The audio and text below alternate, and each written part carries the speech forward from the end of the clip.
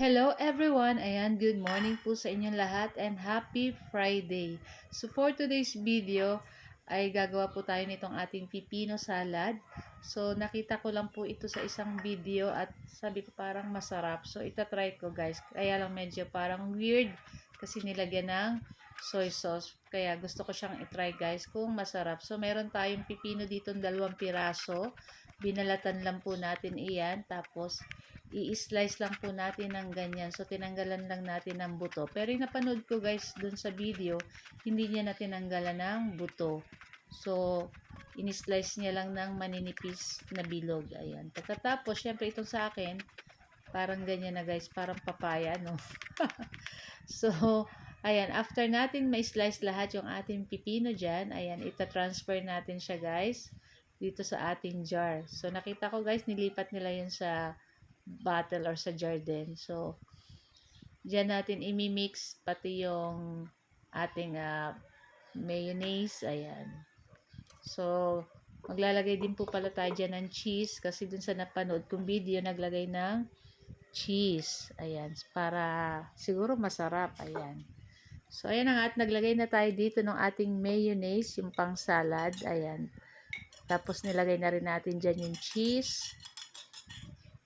Kaya, medyo gusto ko siyang itry guys. Kasi kung masarap talaga guys. So, ayan na at naglagay pa tayo ng soy sauce. Tapos, syempre, maglalagay pa rin po tayo dyan ng konting sugar. Kasi yung mayonnaise na ginamit ko guys is hindi siya matamis. Tapos, naglagay rin tayo ng paminta at konting asin. Then, imimix lang po natin iyan. Tapos, alug-alugin natin yung itong ating jar. Ayan. Para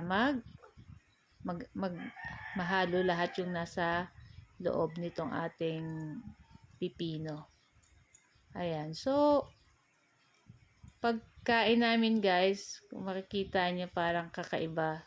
Hindi ko siya guys nagustuhan. So, next time, ayan. It's a prank lang pala yung parang ang sarap dun sa pinanood ko. Pero, hindi pala guys masarap. Pero, syempre, pipino, kinain pa rin namin.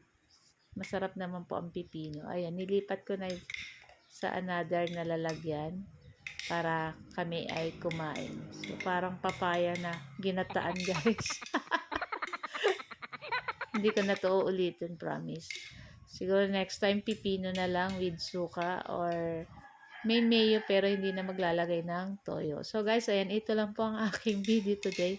At sana po yung nag-enjoy kayo. Huwag niyo po sanang kalimutan mag-like at mag-follow para palagi po kayo updated sa aming mga bagong video na i-upload. So guys, thank you for watching. Ayan, picture ko lang sa inyo guys. Kaya wag niyo na tong i-try guys. Pero nasa sa inyo po kung gusto niyo i-try.